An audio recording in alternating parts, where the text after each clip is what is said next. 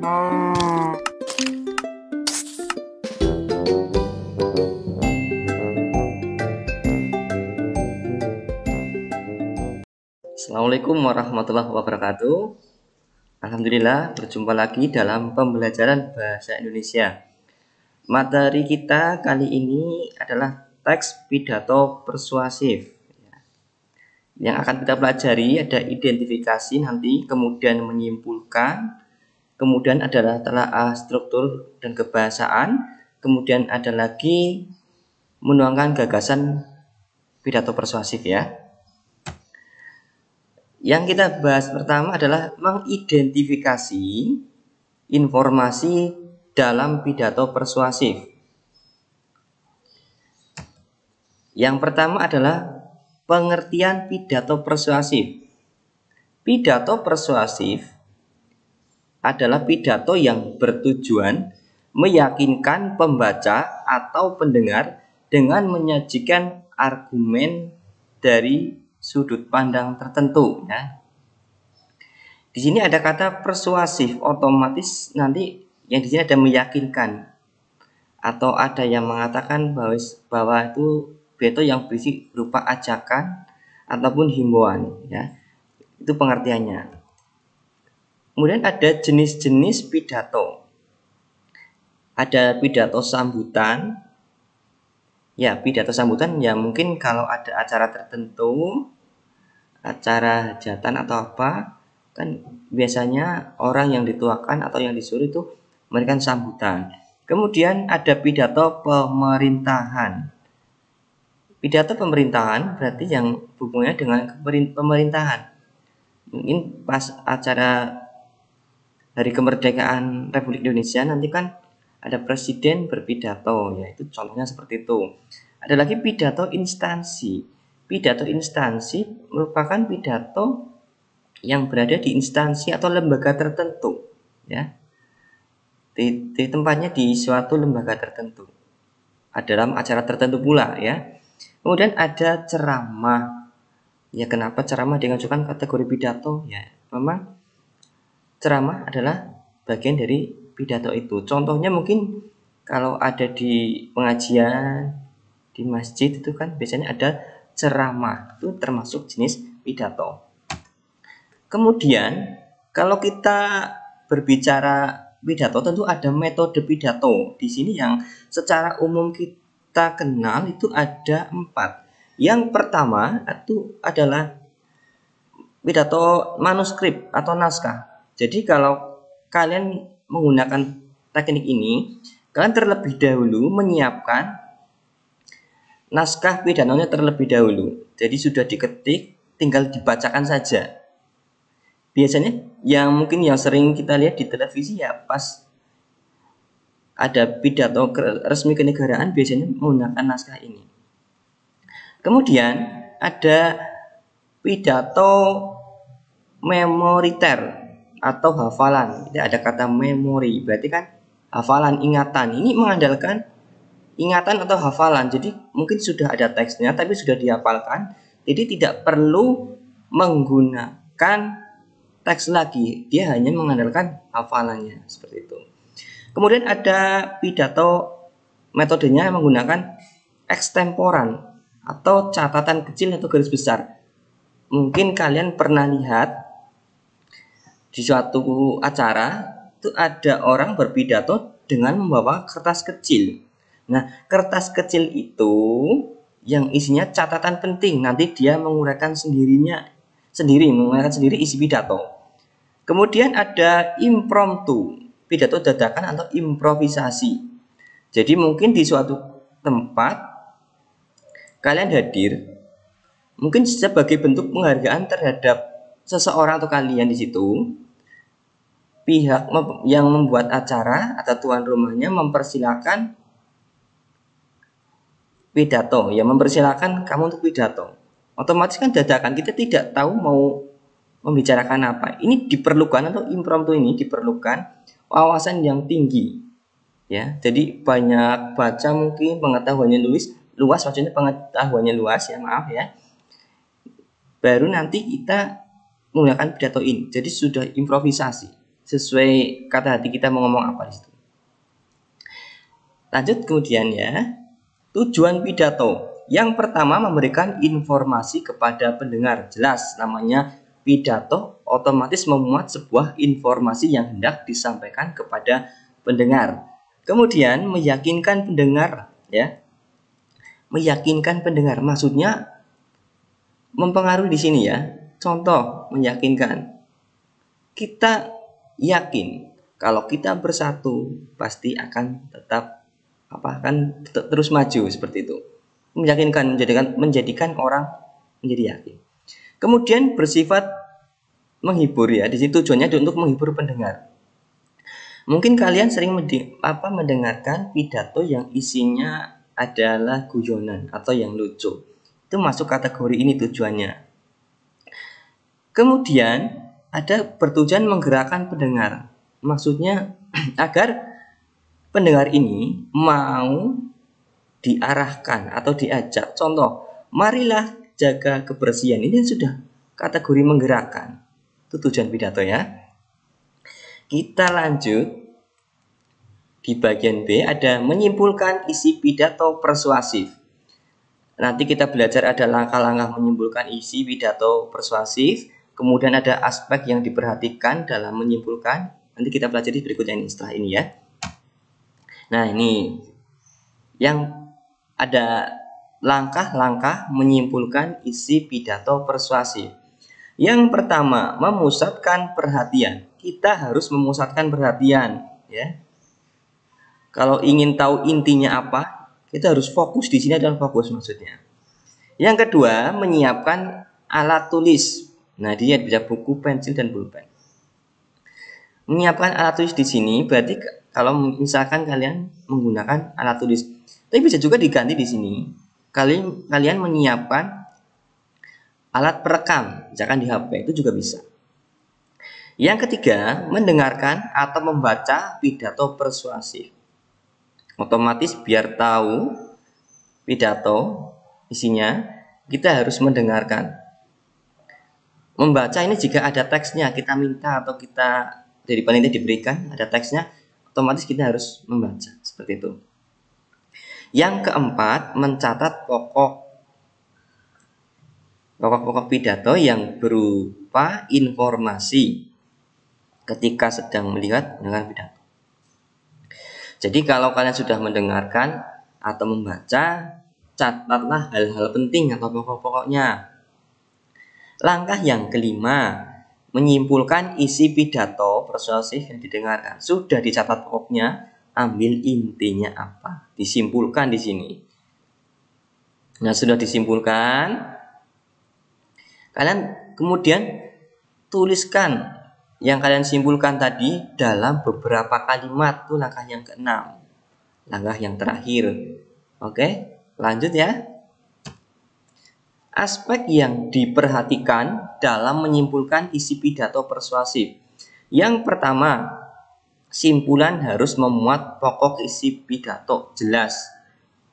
Namanya kesimpulan kan intinya apa, dan pokok-pokoknya jangan lupa, jangan ditinggalkan. Intinya jangan melenceng intinya itu. Terus yang berikutnya, simpulan tidak menyimpang dari isi pidato, ya jelas ya. Tidak boleh beda antara yang kalian dengarkan dengan yang kalian tulis. Harus sama. Ya, yang kalian dengarkan atau dibaca itu harus sama yang dengan kalian yang tulis. Kalian tulis itu. Kemudian, simpulan bukan merupakan komentar, melainkan ringkasan. Ingat, kesimpulan di sini adalah ringkasan dari isi pidato, bukan komentar kalian. Ya. Lanjut. Yang C, menganalisis struktur dan kebahasaan pidato persuasif. Ada struktur dan kebahasaan. Kita lanjut ya. Nah, struktur pidato persuasif. Yang pertama adalah pembuka di sini. Pembuka terdiri atas salam pembuka. Assalamualaikum misalkan ya. Di sini itu sapaan yang terhormat. Misalkan siapa atau yang saya hormati juga boleh. Ucapan syukur berarti seperti ini kalimatnya, puji syukur kehadirat Allah Subhanahu wa taala ya. yang telah melimpahkan rahmat taufik serta hidayahnya kepada kita, sehingga kita dapat berjumpa dalam kesempatan kali ini. Nah, itu contoh ucapan syukur. Kemudian ucapan terima kasih. Ya, ucapan terima kasih jangan lupa, dan terima kasih kepada panitia yang telah misalkan menyediakan waktu untuk saya untuk berpidato, misalkan seperti itu. Tujuan pidato. Nah, ini pembuka pidato tidak harus lengkap, kalian utarakan mau tujuannya apa kalian berpidato di situ. Itu bagian pembuka. Kemudian bagian isi. Isi pidato memaparkan permasalahan atau materi yang akan disampaikan. Permasalahan diuraikan secara rinci dalam isi pidato. Nah, ini isi adalah bagian inti, kalian mau ngomong apa, berbicara apa, menyampaikan tentang apa. Otomatis namanya pidato persuasif itu berisi ajakan, himbauan, ataupun untuk meyakinkan. Tuh, ingat ya. Kemudian yang terakhir adalah bagian penutup. Bagian akhir pidato ya. Di sini ada kesimpulan, ada ucapan terima kasih, terus permohonan maaf mungkin selama kalian berbicara ada yang salah, dan ada salam penutup. Ya, salam penutup tadi sudah dibuka dengan assalamualaikum, nanti akhirnya juga dengan salam lagi. Ya, itu bagian struktur. Kemudian kebahasaannya menggunakan kalimat aktif dan kalimat persuasif. Nanti kita bahas setelah ini ya. Yang dimaksud kalimat aktif adalah kalimat yang subjeknya melakukan sesuatu. Contoh gampangnya kalimat aktif menggunakan awalanmu dan ber itu ya. Ada menendang, bermain itu ya. Nah, ini saya jelaskan lagi, ada ciri-ciri dan jenis kalimat aktif. Ciri-ciri yang pertama itu adalah subjek kalimat melakukan tindakan langsung terhadap objeknya. Kemudian predikatnya selalu diawali dengan imbuhan me atau ber. Itu ciri dari kalimat aktif. Nah, kalimat aktif juga dibagi menjadi dua bagian. Yang pertama kalimat aktif transitif. Ini predikatnya dikenai tindakan. Contohnya kayak gini ya, seperti ini. Ada kalimat kucing memanjat pohon. Kucing itu subjeknya, memanjat predikat, dan pohon sebagai objek. Nah, kata yang di situ tadi predikatnya itu seperti pengertian tadi cirinya dapat ibaratnya contohnya tadi predikatnya memanjat di sini tadi kucing memanjat pohon. Kata memanjat kan berawalan me, ya. Tuh. Intinya dapat diubah menjadi kalimat pasif. Untuk kalimat aktif transitif dapat diubah menjadi kalimat pasif. Contohnya tadi, kucing memanjat pohon. Nah, diubah menjadi kalimat pasif berarti pohon dipanjat kucing. Nah, seperti itu maksudnya. Kemudian ada kalimat aktif intransitif. Predikat tidak memerlukan objek. Jadi sudah ada subjek predikat tidak perlukan objek. Ya, contohnya mudah. Paimin bermain di tanah lapang. Paimin subjeknya, bermain itu predikatnya. Nah, di tanah lapang ini adalah keterangan tempat. Jadi tidak ada objeknya di situ. Itu salah satu contoh kalimat aktif intransitif ya. Itu tadi predikat tidak memerlukan objek. Contohnya saya ulangi lagi. Paimin bermain di tanah lapang. Paimin subjek, bermain predikat, di tanah lapang adalah keterangan tempat, tidak ada objeknya ya. Lanjut ke pengertian kalimat persuasif di sini. Kalimat persuasif adalah kalimat yang berisi ajakan dan bertujuan untuk memengaruhi pembaca atau pendengar. untuk melakukan sesuatu sesuai dengan kehendak penulis atau pembicara di sini. Kata kuncinya di sini ada berisi ajakan, persuasif kan ajakan. Ada tujuan mempengaruhi. Nah, sesuai kehendak pembicaranya. Intinya itu kata kuncinya ini ya tadi. Ada berisi ajakan, kemudian isinya mempengaruhi ya sesuai kehendak pembicaranya tadi. Ciri-ciri kalimat persuasif yang pertama itu bertujuan untuk membujuk, mengajak dan mempengaruhi seseorang. Kan persuasif itu dari pengertian ini. Ciri yang kedua, biasanya menggunakan kata ayo, mari, dan kata-kata lainnya. Contohnya, ayo kita bangkitkan semangat. Atau mari kita galakkan literasi. Itu kan sebuah ajakan, membujuk, dan berusaha mempengaruhi orang lain. Yang ketiga, biasanya menggunakan tanda seru di akhir kalimat. Ya, ini kan ayo kita tetap semangat. Itu kan tanda seru. Jangan. Jelas ya? Yang D, menuangkan gagasan melalui pidato persuasif. Maaf ya. Nah, ini langkah-langkah menyusun pidato persuasif. Yang pertama, menentukan tema atau pokok pidato. Otomatis kalau kita mau berbicara, berpidato harus mempunyai tema atau pokok pidato. Misalkan pidato temanya tentang COVID-19 ya, coronavirus disease 19 ya. Nah, ini tema besarnya. Terus kemudian mendaftar pokok-pokok pidato yang akan disampaikan. Nah, pokok pidatonya apa? Misalkan pengertian COVID, asal usulnya misalkan. Terus cara pencegahannya seperti itu. Dari penularan sampai cara pencegahan ya. Nah, kemudian kalian langkah berikutnya adalah menentukan tujuan pidato. Nah, kalian berpidato di situ, ngomong ya, berbicara di depan banyak orang. Tujuannya apa? Kalian sampaikan. Misalkan untuk menghimbau apa? Misalkan agar selalu menjaga hidup bersih dan sehat agar terhindar dari COVID misalkan. Terus menyusun kerangka pidato.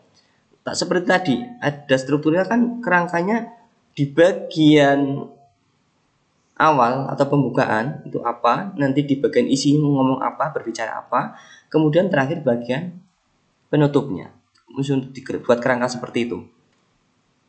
Kemudian sudah ada kerangka garis besarnya, kalian kembangkan sendiri. Jadi yang tadinya misalkan hanya pembuka, isi, penutup, kalian jabarkan lagi di bagian pembuka mau ngomong apa saja, berbicara apa saja. Kemudian di bagian isi mau berbicara apa juga dijelaskan di situ. Kemudian terakhir bagian penutup berupa misalkan kesimpulan dan macam-macam. Berpidato apa saja, ada persiapan materi. Yang pertama mengumpulkan bahan-bahan. Otomatis sebelum kita berpidato kita mengumpulkan bahan-bahannya. Mau berbicara tentang apa, kan harus tahu sumbernya, bahan-bahannya. Misalkan berbicara tadi mau COVID ya, COVID-19, otomatis kalian harus sumbernya misalkan dari televisi bisa, dari website bisa, dari koran, majalah juga bisa. Atau buku-buku tertentu juga bisa. Kemudian persiapan lain adalah menyusun kerangka. Nah, gunanya kerangka adalah memudahkan kita menentukan alur pidatonya seperti apa, jalannya seperti apa, agar pidato tidak lompat-lompat, sehingga kan lebih sistematis intinya itu. Kemudian ada persiapan pendengar. Nah, untuk pidato kita harus tahu pendengarnya bagaimana itu ya. Yang pertama minat. Minat di sini contohnya, misalkan pidatonya dengan audiens atau pendengarnya adalah anak-anak, otomatis kita pilihkan minat anak-anak yang lebih menarik apa. Anak SD, SMP ataupun TK tentu minatnya beda. Nah, itu disesuaikan. Kemudian usahakan nanti ada perhatian di sini, membuat bagaimana pendengar menjadi perhatian terhadap kita. Jadi kalau pendengar yang perhatian tentu akan mudah memahami. Seperti ini, kalau pendengar yang berminat mendengarkan tentu akan lebih mudah memahami. Dan ada perhatian dan pengertian. Di sini ada pemahaman. Nah, tingkat pemahaman juga tergantung isi, ya, kesesuaian isi dengan pendengar. Untuk anak-anak tentu yang lebih mudah dipahami anak-anak. Terus ada kemauan. Pendengar juga harus menyiapkan kemauannya. Dia harus mau mendengarkan. Kalau tidak percuma. Hanya keluar dari telinga kanan, nanti keluar lagi dari telinga kiri. Tidak ada yang nyantol di pikiran, ya. Kemudian ada tindakan dan perbuatan. Nah, nanti diharapkan dari pendengar ini setelah ada pidato mungkin diharapkan adanya tindakan atau perbuatan yang seperti yang diinginkan oleh pembicaranya atau pidato. Yang orang yang berpidato atau orator, ya. Kemudian aspek yang diperhatikan dalam berpidato. Ini untuk yang berpidato, ya. Yang pertama sikap badan. Usahakan sikap badan itu yang luwes. Situasinya seperti apa? Kalau pidato resmi ya harus berwibawa, kelihatan berwibawa. Kalau ada sedikit guyon ya kita sesuaikan saja. Itu sikap badannya bagaimana? Ya minimal tegap, jangan membungkuk, ya. Kepala jangan goyang-goyang terus, ya. Tangan juga harus demikian, jangan goyang-goyang. Jadi dari ujung mata sampai ujung kaki harus siap, ya. Siap dalam ini bukan berarti siap harus tegap seperti itu, harus menyesuaikan. Jadi ada wibawa antara yang berpidato itu agar orang tertarik di situ. Kemudian suara harus jelas, intonasinya harus jelas, tidak boleh cempreng banget, ya istilahnya, kalau atau yang sember sekali itu, ya disesuaikan lah, normal, kelihatan berwibawa, jangan seperti bercanda terus, bermain dan macam-macam itu. Suaranya harus sesuai dengan isi juga. Misalkan pidatonya tentang ibaratnya yang serius, ya harus serius, suaranya harus mantap, ya, tidak boleh sembarangan. Bedakan nanti yang bercanda ataupun yang serius nanti. Adalah kewajaran sikap. Maksudnya kewajaran sikap adalah kita sesuaikan pidato dengan isinya. Jangan terlalu lebay kalau orang katakan. Jangan tampak terlalu gugup juga sikapnya. Wajar saja. Yang penting pendengar itu fokus. Ya, itu kewajaran sikap, tidak dilebih-lebihkan. Ya, demikian pemaparan dari Pak Guru. Dan setelah ini ada